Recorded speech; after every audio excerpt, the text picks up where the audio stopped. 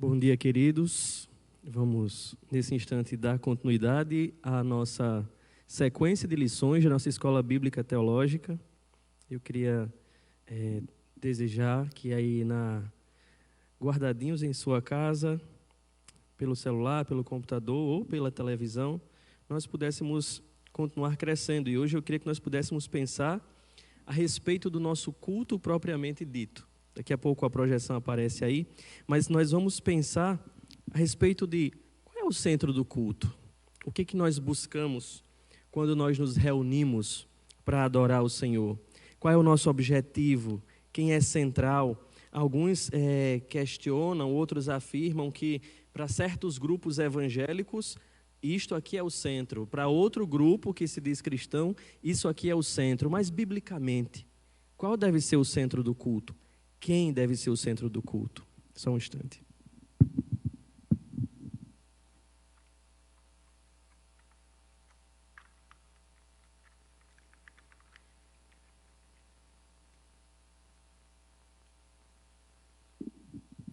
Me antecipar um pouco, né? Deixar preparado aqui.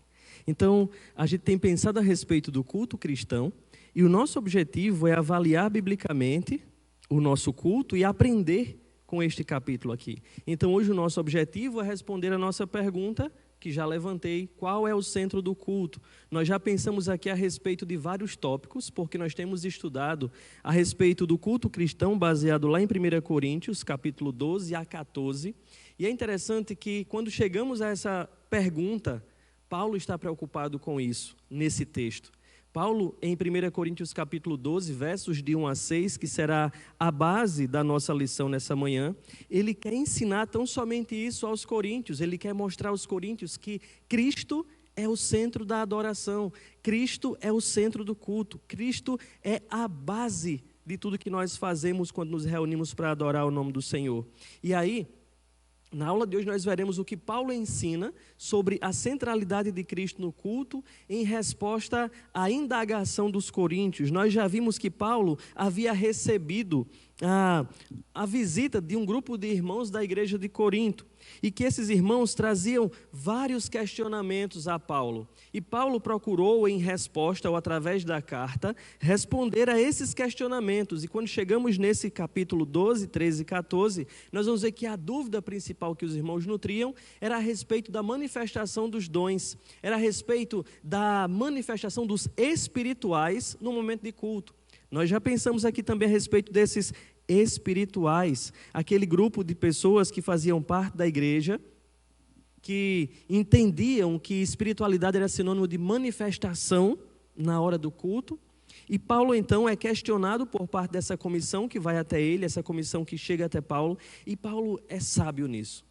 Ele aproveita a oportunidade para não somente responder às indagações dos coríntios, mas também para corrigir as irregularidades que estavam acontecendo na prática dos coríntios por causa dos equívocos teológicos.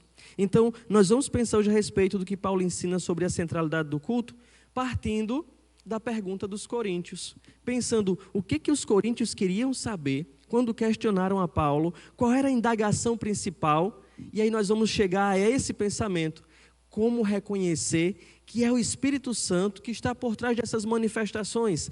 Essa seria a pergunta basilar da igreja dos coríntios. Nós já vimos aqui, já aprendemos e já notamos que os coríntios, ou para uma parte da igreja dos coríntios, ser espiritual era ser algo relacionado com os dons de fala espiritual, com os dons de revelação, com o dom de línguas, com o dom de profecias, e especialmente esses dois últimos, o dom de língua e o dom de profecias, que estava sendo a ideia assim dos dons de estimação dos coríntios, os cavalos de batalha. E nós já vimos também que aquele grupo denominado de espirituais, eles eram considerados como sendo movidos pelo Espírito Santo no que eles falavam. Então, na hora que eles falavam, eles não podiam ser questionados, eles não podiam ser avaliados criticamente, porque abria a porta para manifestações no culto, a forma como eles agiam. Então, parecia para eles algo normal, sobrenatural e demonstração de poder.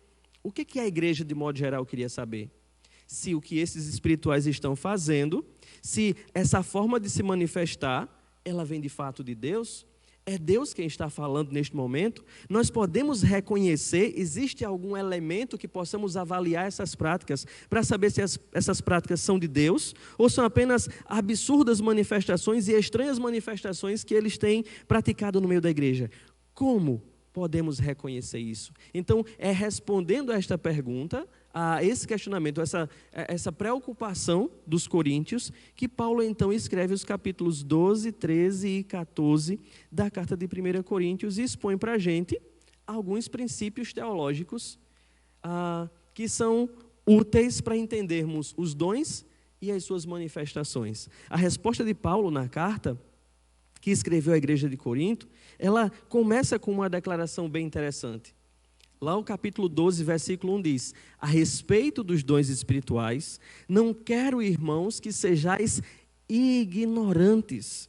O interesse de Paulo aqui é: não quero, irmãos, que vocês sejam ignorantes, ou seja, ignorantes quanto ao que é certo. O que é certo, no caso, Paulo se refere à maneira certa dos espirituais, ou dos dons serem manifestos no culto, ou daquelas pessoas participarem no culto, conforme o apóstolo discute nos versos seguintes que nós veremos aqui. E o método de Paulo, ele é bem objetivo, ele é bem claro, se você atentar para os versículos. O método de Paulo é o mesmo que ele vem abordando na carta. Ele expõe o posicionamento doutrinário, ele expõe os princípios doutrinários que são fundamento do assunto em questão, e em seguida ele aplica esses fundamentos às práticas ou aos problemas imediatos da comunidade. Ele diz: as doutrinas que estão sendo atacadas são essas aqui. E olhe como vocês estão reagindo dentro desse quesito. E é assim que Paulo, então, vai durante estes capítulos seguintes, como eu já citei aqui, 12, 13 e 14, tratar a participação dos espirituais no culto de Corinto. E enquanto ele estiver tratando desses princípios, ele vai ensinar para a gente o tema central dessa lição.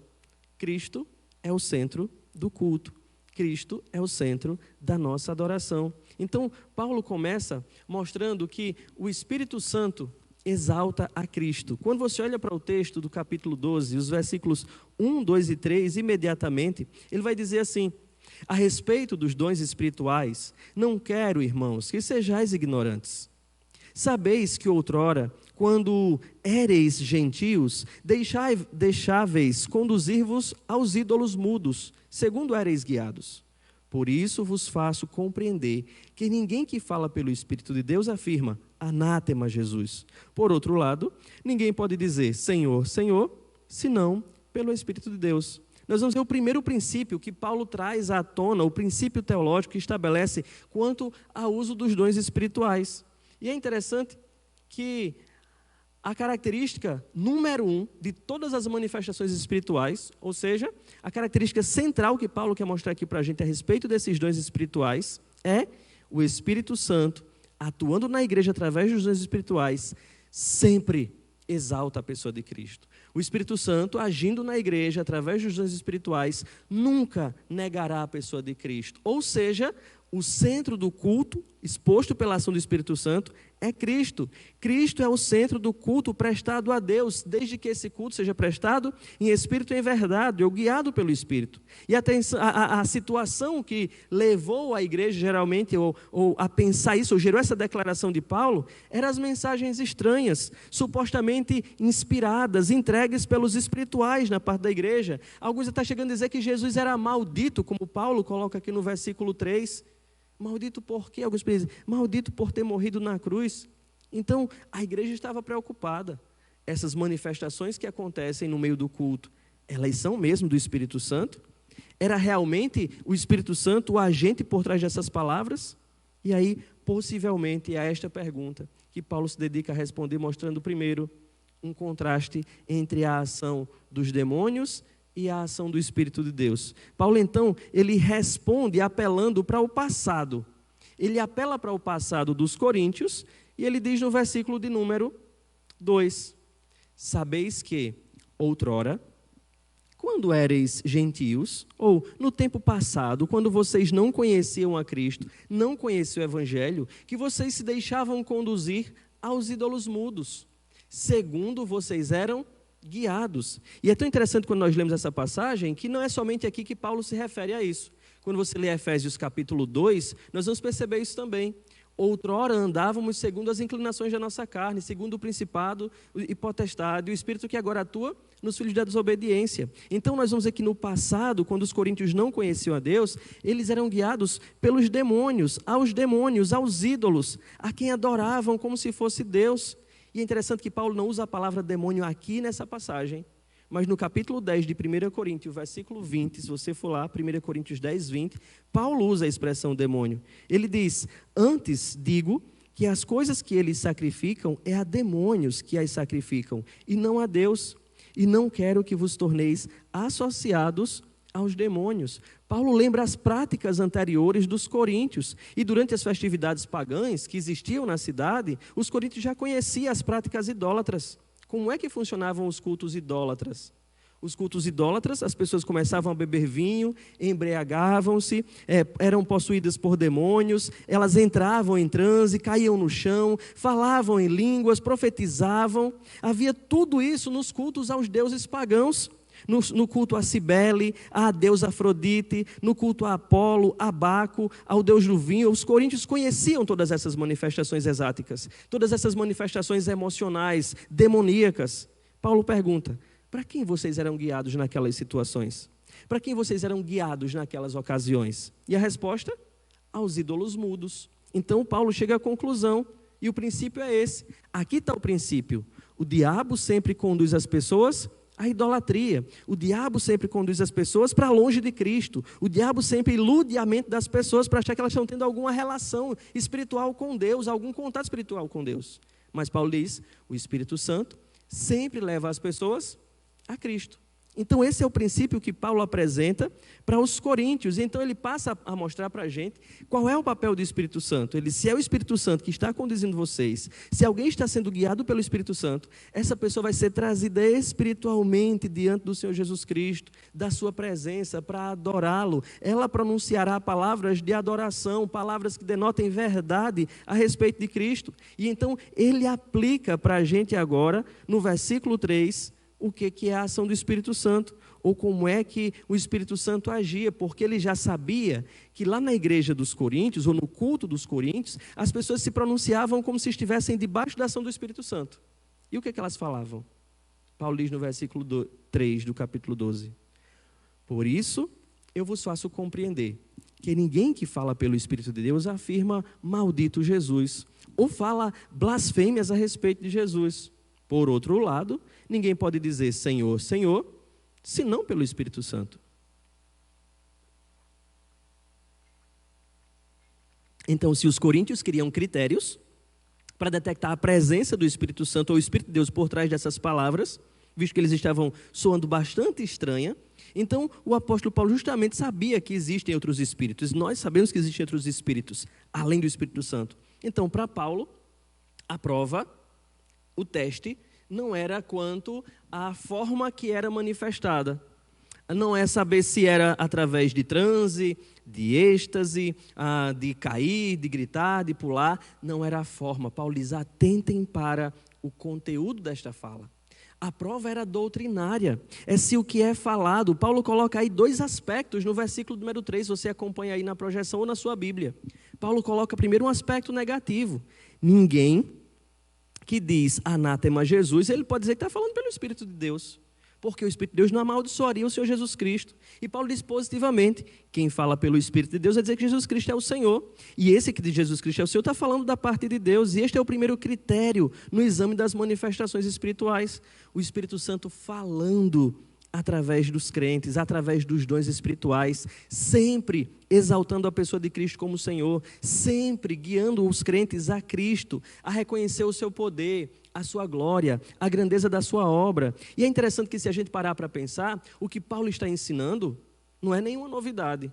Se você abrir a sua Bíblia, lá em João capítulo 16, você vai lembrar de Jesus falando a respeito da missão do Espírito Santo.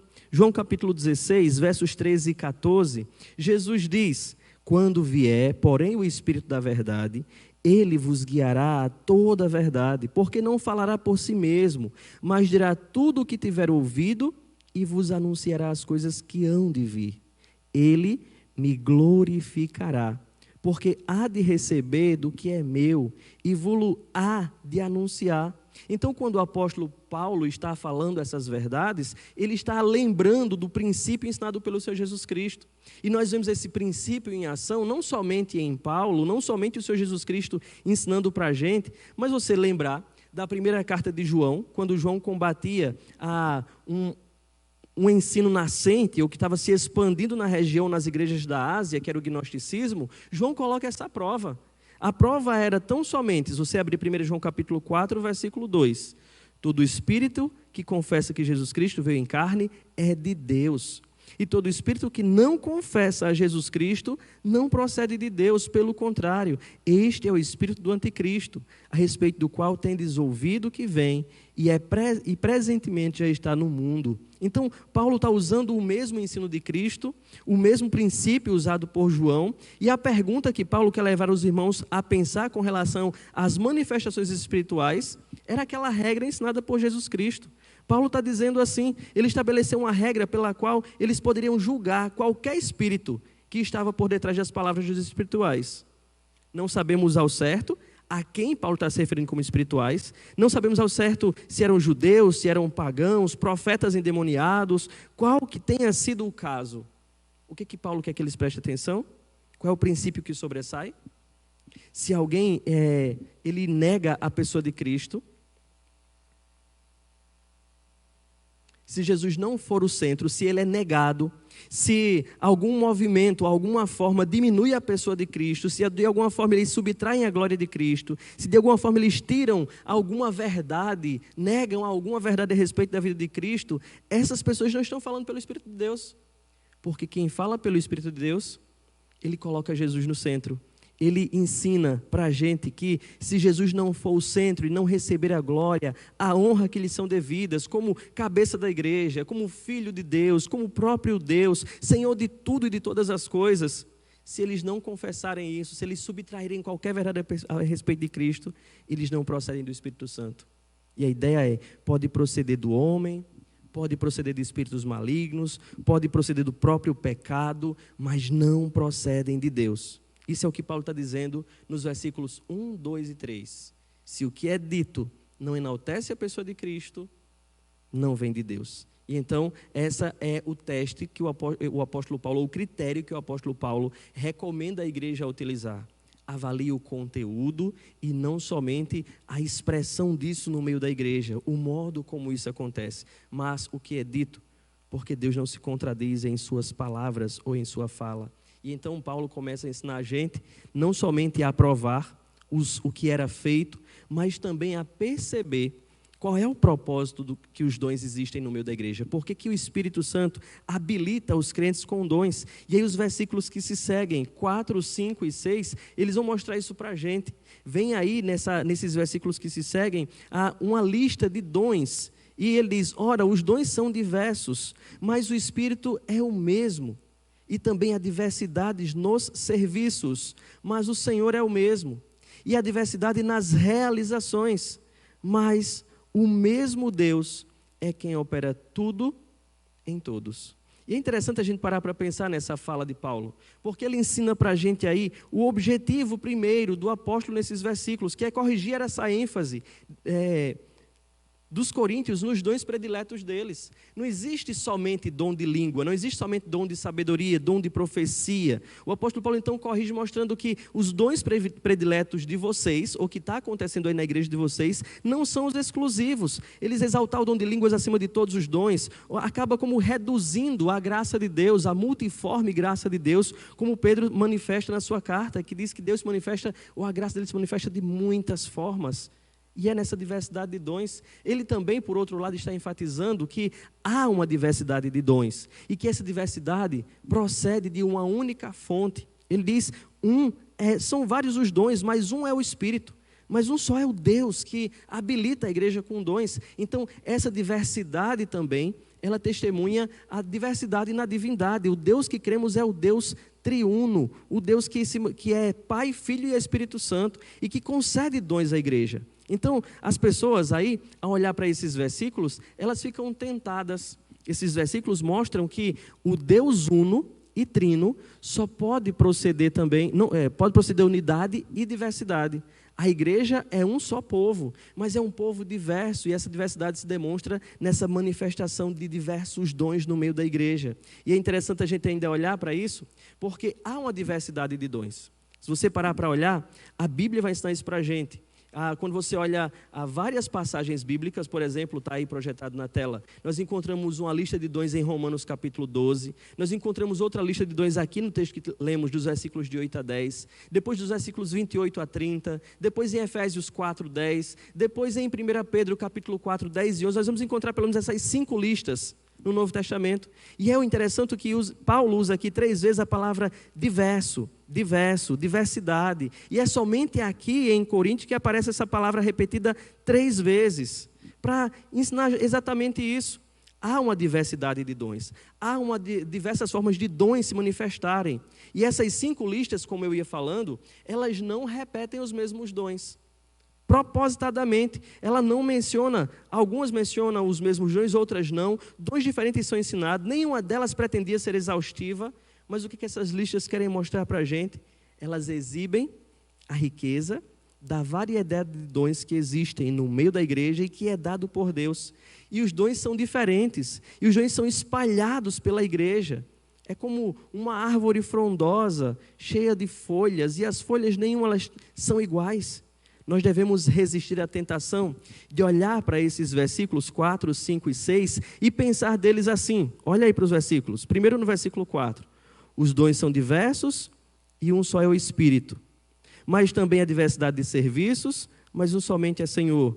Há diversidade nas realizações, mas o mesmo Deus. Algumas pessoas olham para olhar 3 categorias e dizer, existem dons, existem serviços, e existem realizações. E nós devemos fugir dessa tentação de achar que são 3 classes diferentes de dons espirituais. Os dons, os serviços e as realizações. Porque quando você presta atenção nisso e olha direitinho, os dons eles podem ser chamados de dons, de serviços e realizações. São termos correlatos, termos sinônimos para se referir em relação a, respectivamente, ao Espírito, a Cristo, a Deus Pai e a igreja. Se você prestar atenção, é isso que Paulo está querendo ensinar. Os dons são dados gratuitamente pelo Espírito, esses dons servem a Cristo, eles são operados eficazmente pelo poder de Deus, e é o meio pelo qual o Espírito Santo manifesta a sua graça na igreja. Então, dons, serviços, realizações, manifestações, não está falando de classes diferentes de dons, mas tão somente como esses dons são chamados em relação a Deus, a Jesus, ao Espírito Santo e a mesmo a igreja. Eles servem ao mesmo propósito, porque é isso que nós chegamos aqui. Qual é finalmente o propósito dos dons?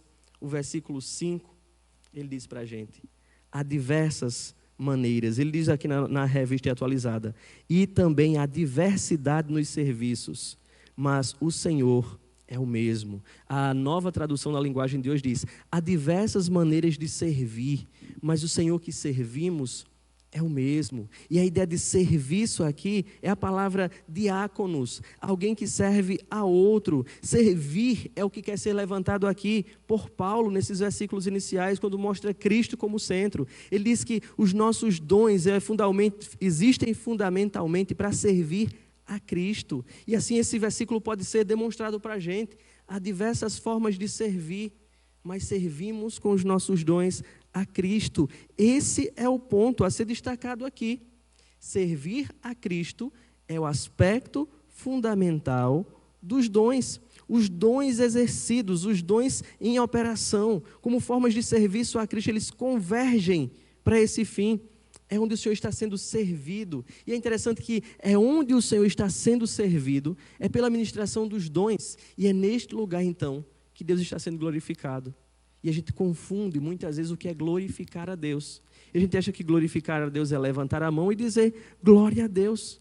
Mas a ideia de glória para Deus é quando Deus é obedecido e honrado. É em cada esfera da vida da gente. E aqui com relação aos dons, é quando os dons são usados para o serviço de Cristo. Aí sim é que Deus está sendo glorificado e que Cristo está sendo glorificado.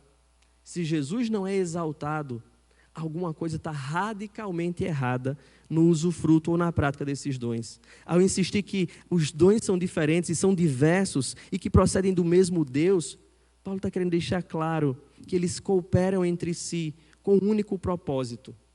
O propósito de Deus em distribuir dons com o seu povo é edificar a igreja, é glorificar a Cristo, servindo como Senhor, já que os dons, embora sejam variados, eles procedem do mesmo Espírito Santo. Eles levam, em última análise, à exaltação, à glorificação de Cristo. E é tão somente isso que nós precisamos parar e pensar e avaliar o exercício no culto dos dons espirituais. Quaisquer que sejam esses dons, sempre deve resultar na exaltação de Cristo, na centralização, na glorificação da sua pessoa, não somente no ensino, na evangelização, na doutrinação, deve se exaltar a pessoa de Cristo, mas também no uso dos dons, de línguas, de profecias, de palavra de conhecimento, qualquer que seja a manifestação do dom. Como eu já coloquei, está aí o último tópico. Se Jesus não é exaltado, alguma coisa está errada nesse dom ou nessa prática, porque o alvo dos dons é que o nome do Senhor Jesus Cristo seja glorificado. O que nós temos visto muitas vezes é quando falamos de dons, pessoas se colocando em pedestais, pessoas se colocando em destaque. Irmão fulaninho que tem tal qualidade, precisamos honrá-lo, e ele se destaca no meio da comunidade, mas o objetivo do dom não é destacar pessoas. O objetivo do dom não é deixar pessoas com a sensação de mais próximas do que outras, mais evoluídas do que outras.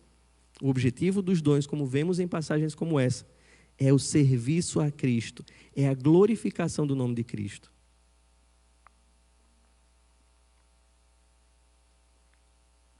Caminhando para uma aplicação ou para um final, quais seriam as implicações disso para nós hoje? E aí a gente levanta esses 3 pontos, entendendo que esses versículos de 1 Coríntios, capítulo 12, versos de 1 a 6, eles têm pelo menos 3 coisas a nos dizer sobre o nosso culto. A primeira coisa é que Deus não deseja que sejamos ignorantes quanto à natureza e uso dos dons espirituais.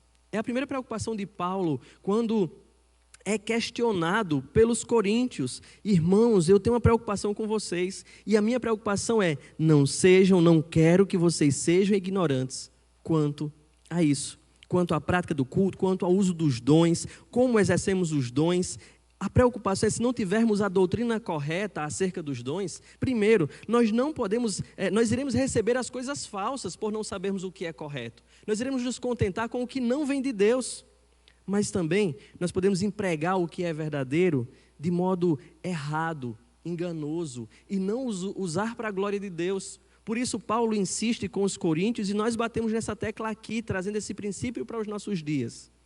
Deus não deseja que sejamos ignorantes quanto à natureza e uso dos dons espirituais no meio da igreja, ou no culto ao Senhor. Quais sejam os seus propósitos, nós precisamos entender isso teologicamente, porque as escrituras, elas estão nas nossas mãos para a gente estudar e entender o melhor, entender melhor quais são os dons, como é que eles podem ser operados, com qual propósito eles são operados, se eles podem ser legitimamente usados no culto cristão. São perguntas que são respondidas quando nos debruçamos sobre a Escritura e procuramos a resposta para corrigir a nossa prática, ou para orientar a nossa prática cristã. Mas não somente isso. O Espírito Santo não exalta a nada ou a ninguém, nem mesmo a si próprio, além de Cristo no culto. É outro princípio que salta desse texto para nós, que nós precisamos guardar e precisamos avaliar também. Precisamos resgatar esse princípio litúrgico. O culto é voltado para Deus, o culto é teocêntrico. Nós não vamos à congregação dos crentes para assistir um culto, nós não vamos a algum lugar para ser agradado pelo culto, porque o objetivo do culto cristão é Deus, e esse culto ele é cristocêntrico, não antropocêntrico. O culto tem a Escritura, a palavra de Deus como orientação, Cristo como esse guia, o Espírito Santo como esse guia, e nos conduzindo a Deus, para adorarmos a Deus. Nem mesmo as manifestações do culto, as extraordinárias, quaisquer que sejam, elas devem ocupar o lugar central do nosso culto. Por isso nós nos preocupamos com a ideia de aplausos para quem canta, para apresentações, porque aquilo não é o foco. Aquelas apresentações de cântico, elas não são de fato apresentações. É para ser algo feito pela comunidade. Os cânticos são conduzidos por um grupo. E esse grupo não está se apresentando, por isso a ideia de arranjos vocais difíceis. Eles tiram o propósito daquele momento.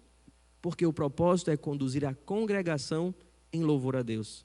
E tudo o que acontece no culto é para voltar os nossos olhos para Deus, para voltar as nossas intenções para Deus. Nem mesmo os pregadores devem chamar a atenção para si, porque o alvo é Deus. Então, seja qual for a manifestação, a eloquência de voz, a sabedoria do indivíduo, a beleza da voz de um cantor, a facilidade na execução de um instrumento, a manifestação de qualquer dom, ela visa tão somente glorificar a Deus. O Espírito Santo agindo nunca exalta nada, nem ninguém, nem a si mesmo, além de Cristo. Porque se assim o fizesse, estaria agindo ao contrário do que ensinam as Escrituras. Mas em terceiro lugar, nós precisamos entender também que quando o Espírito Santo atua em um cristão no culto, ele não fica fora de si, ele não perde o domínio próprio, nem os sentidos, como ocorre nas religiões pagãs dominadas por espíritos malignos e como acontecia nos dias dos coríntios. Boa parte dos movimentos e ministérios do Espírito, eles focalizam nessas experiências. Eles não estão preocupados com o conteúdo teológico das experiências, não. Eles estão preocupados com essas manifestações, com os fenômenos, com o sobrenatural. E muitas vezes essas manifestações envolvem a perda do controle emocional. Parte dos crentes caem. Um culto onde verdadeiramente o Espírito de Deus está agindo ou está no controle, ele vai produzir ordem, decência, sobriedade, edificação e, acima de tudo, glória para Deus. Então, quando o Espírito Santo atua num crente ou num cristão na hora do culto, a ideia de eu não lembro de nada, a ideia de manifestações exáticas, fiquei fora de si, fiquei rugindo como um leão, fiquei rindo e caindo para trás, fiquei estribuchando, olha a expressão, estribuchando no chão. A ideia não é essa, porque não é assim que age o Espírito de Deus. Onde o Espírito de Deus age, como Paulo coloca no final do capítulo 14, a ordem, decência, edificação, nada de exagero que chame a atenção para o indivíduo. Então nós precisamos ficar atentos, irmãos, a passagens como essa, que outras pessoas usam para enfatizar o outro aspecto negativo, tirando o texto do contexto e não procurando entender o ensino dentro do seu contexto, dentro da época em que foi escrito, vivendo o problema que a igreja estava vivendo. Paulo traz essa exortação, que muito nos instrui. O Espírito Santo, ele conduz a igreja a toda a verdade. Ele nos conduz a uma adoração edificante, que agrade a Deus. Por isso, esses versículos, eles nos convidam a uma reflexão, a ponderarmos em nosso lugar. E é de fato, não ficarmos condenando A, B, C, D, porque nós somos muito tentados a isso pela pecaminosidade do nosso coração. Mas o objetivo de lermos um texto bíblico e estudarmos um texto bíblico é avaliarmos a nós mesmos, é buscarmos sondar o nosso coração com o auxílio do Espírito Santo de Deus e com base nas verdades escriturísticas que estamos avaliando essa manhã e nos perguntar, por exemplo, quem é o centro do culto que eu presto a Deus? A quem eu estou interessado em agradar quando eu me reúno? Será que eu busco somente uma satisfação pessoal? Será que quando eu paro na minha devoção em casa, na minha devoção com a minha família, ou quando eu me movo até o lugar de culto, quando isso é permitido, e nos reunimos para adorar, qual é o propósito da gente adorar a Deus? Qual é o propósito da minha vida cristã? Será que é tão somente, como eu já falei, se sentir bem? Ou agradar o pastor da igreja, o pastor vê que eu estou bem e depois ele vai me dar um cargo porque ele está vendo o meu progresso na fé, e muita gente está movido por esses interesses. Qual é o propósito do meu culto a Deus? Segundo, eu preciso refletir sobre o desejo do meu coração. Eu tenho desejado prestar a Deus um culto que seja realmente espiritual? Ou será que eu tenho desejado de fato um momento junto com outras pessoas, que se cante músicas legais e atuais, que se tenha um bom arranjo musical, que a pregação, o pregador seja eloquente, com temas atuais, e eu estou tão somente a fim de avaliar toda essa estrutura e dizer que eu estou satisfeito ou não? Com qual objetivo? Qual é o desejo? O que eu tenho desejado? Ou eu tenho desejado seguir os moldes bíblicos, me submeter aos moldes bíblicos e adorar a Deus de um modo bíblico, pensando em desejo, Nós temos desejado cultuar a Deus? E aí parar e pensar, nesses dias que estamos vivendo, nós podemos assim, sentir, ver, até em algumas manifestações nas redes sociais, o contentamento e até assim, a igreja relaxando, muita gente assim, satisfeito com o que está acontecendo. Não entende que é um paliativo, a ideia de a transmissão de uma pregação, a ideia de um devocional virtual. E muita gente está achando assim que massa, nós nunca tivemos uma comunhão como essa.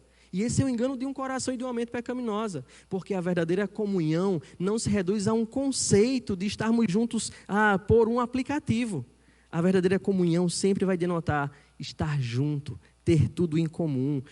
Nós não vamos encontrar na Bíblia, e às vezes, mas a Bíblia não falava desse ambiente virtual. Mas você pode olhar lá para o Apocalipse e ver depois de tudo, até do que vivemos hoje, no céu, o valor da comunhão é todo mundo junto, diante do trono do Cordeiro, fisicamente, compartilhando esses dons aqui na terra, enquanto estivermos aqui, porque lá desfrutaremos da glória do Senhor. Então, você tem desejado o culto a Deus? Você tem chorado, sentido falta do culto a Deus? Ou você está muito satisfeito em assistir a gente pelo YouTube e ouvir uma pregação, e em casa, na sua intimidade, você continuar cultivando o seu egoísmo, o seu pecado? Porque quando somos colocados na comunhão, tudo isso vem à tona e nós somos aperfeiçoados nessa comunhão. Os nossos pecados são tratados na comunhão. Deus comunica graça na comunhão dos santos. Nós precisamos, irmãos, desejar adorar a Deus, cultuar a Deus como igreja reunida. Por fim, para a nossa reflexão, você já está consciente dos seus dons que Deus lhe deu? Você já está usando os seus dons para a glória de Cristo? Você já procurou buscar com zelo, como recomenda a Escritura, dons para servir ao Senhor? E eu queria deixar você nessa reflexão, com esses tópicos para a sua reflexão diante desse texto. E lembrar que quando o Espírito de Deus age, Cristo é glorificado, Deus é adorado e nunca o indivíduo é colocado no centro ou a manifestação ela é endeusada, porque o centro do culto é Cristo e nós somos convidados a adorá-lo em espírito e em verdade e colocar as nossas vidas para o serviço da sua adoração.